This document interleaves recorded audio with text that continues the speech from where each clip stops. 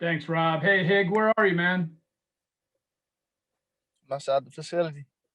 You're here. Okay. I was just wondering. Yeah. Hey, so nobody was really sure if you were coming back. How confident were you that you were going to be re-signed and to be back with the Browns?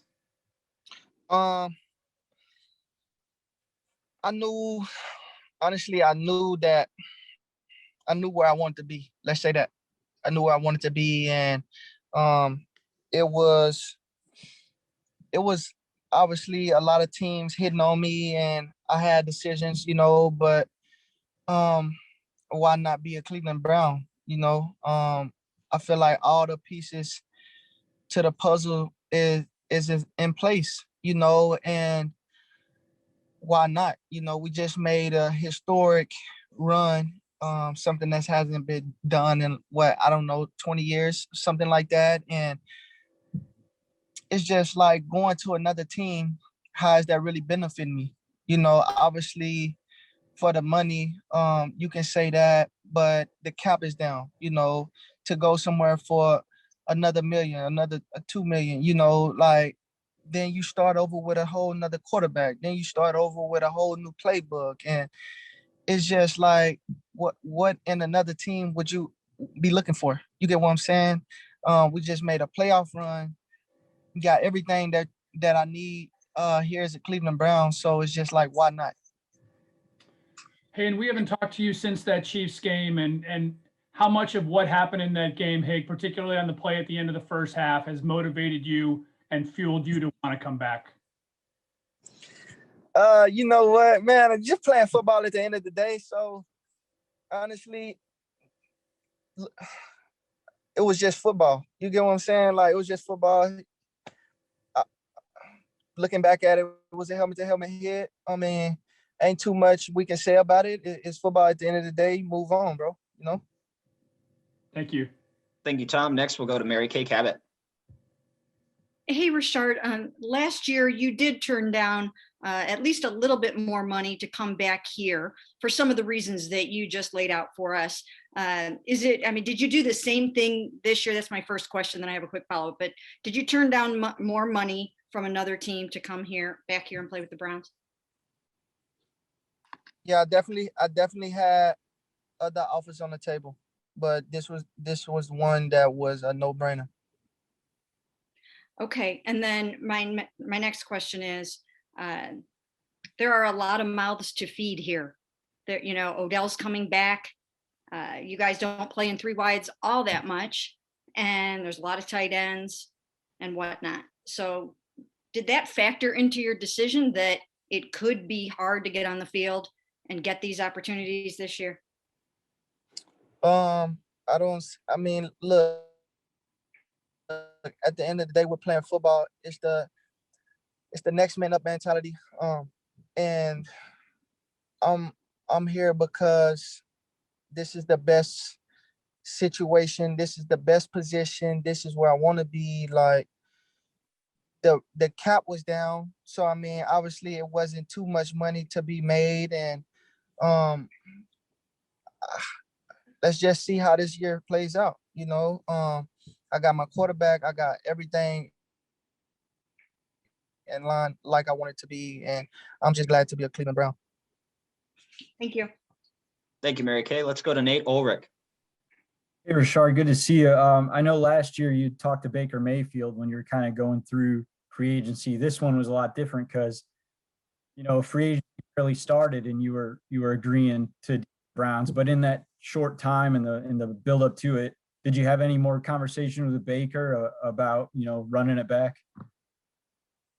Oh, definitely, definitely. I was telling every team that was hitting on me, I was telling them, what you think about this, and honestly, he was telling me weigh my options.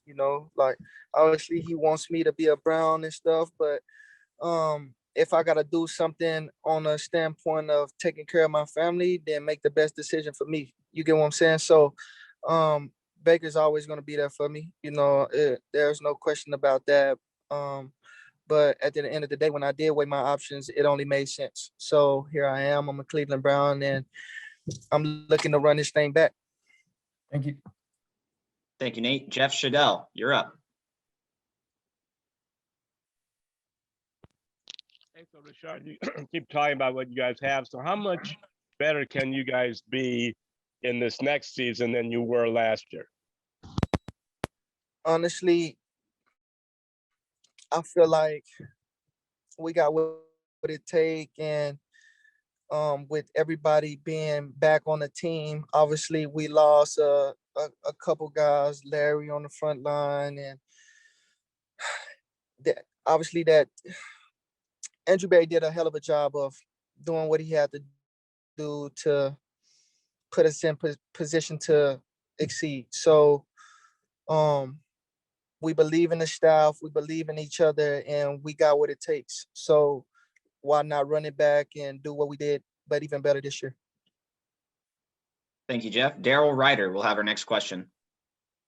Hey, Rashard, how much did the consistency weigh in? You know, you mentioned about being comfortable with the playbook, the system, Baker, all those things. You know, if Kadero comes back, all the receivers are back. You know, obviously Baker's here. The entire offense is back. Coaching staff is back. Just how much of a comfort is that to you to have some continuity, really for the first time, you know, since you became a Brown? Man, listen, like playing football, being consistent, that's what it's all about, you know, and that's what the staff likes. That's what everybody want in life. They just want something that's consistent. And if you're consistent on the football field, obviously the staffs want you. And looking at the staff coming back, everybody's here, like you said, and that weighs in on a judgmental aspect of things on making a decision. You know, like we got a coach that's here to stay, you know, coach of the year. I haven't had that since I've been here. You know, there's always been a different coach. So just knowing that Coach Stefanski and believing in him and his group, making a playoff run his first year here, like, man, that's historic for me. You get what I'm saying? So here, let's run it back. Thank you, Daryl. Tony Grossi, you're up. Hey, Rashard, want to go back to that football play, because we haven't talked to you since the game. Couple things. I've seen a lot of guys reach out for the goal line. What was going through your mind? 2, did you know the goofy rule? And 3, if he was the hit to the helmet is what dislodged the ball, would you have made it if that hit hadn't occurred? Listen, obviously I think the rule should be looked at. You know, that was a huge turning point of the game. I still felt like we had a chance though there at the end, but looking back at things, you know, I was just trying to spark something for the team. I felt like we needed a spark, and it was just a football play, you know.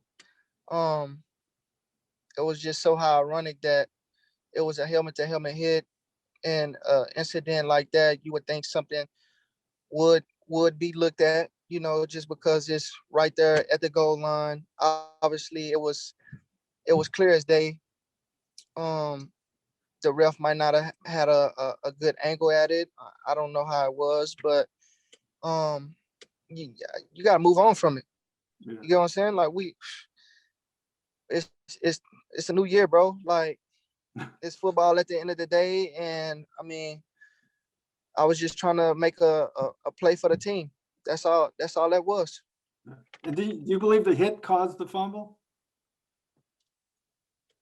If you want to say that, I mean, you can say that. I mean, he hit me, so and the ball popped out. I mean, Okay.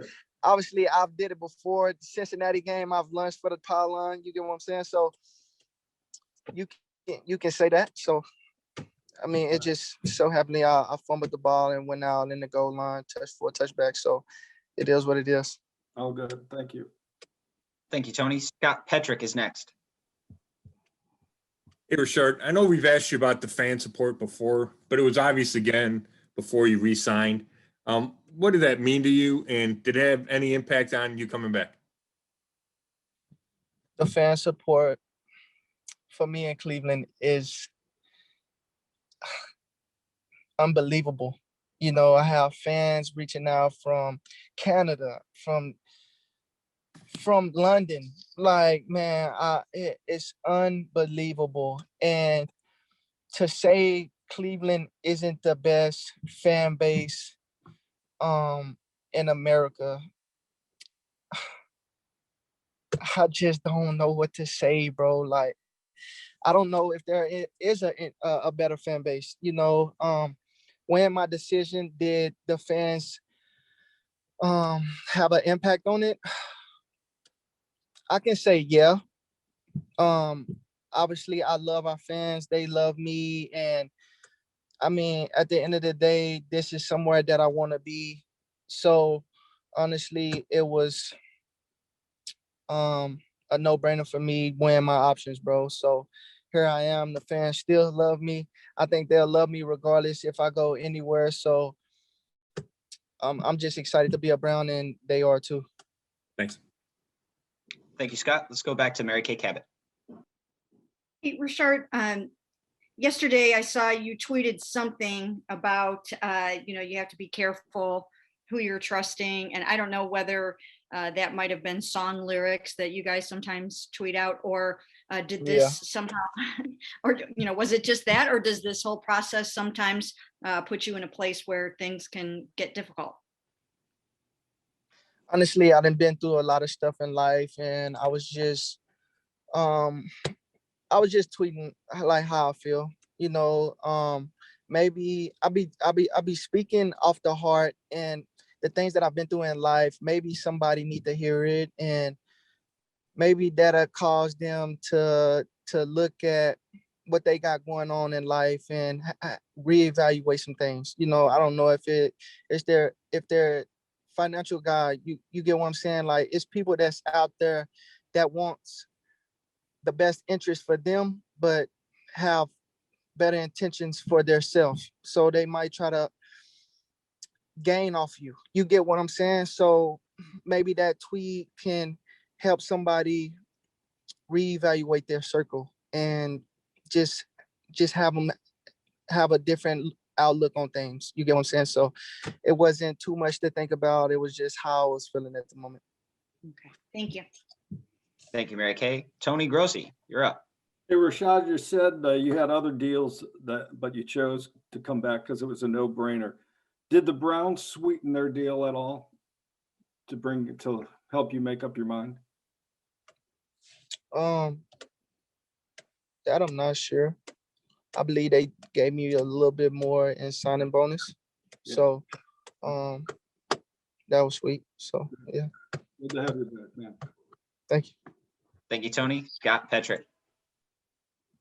Hey, Rashard, you mentioned the cap situation a couple times and how it affected free agency in general. Were you surprised or disappointed that the receiver market maybe wasn't what you initially thought it would be?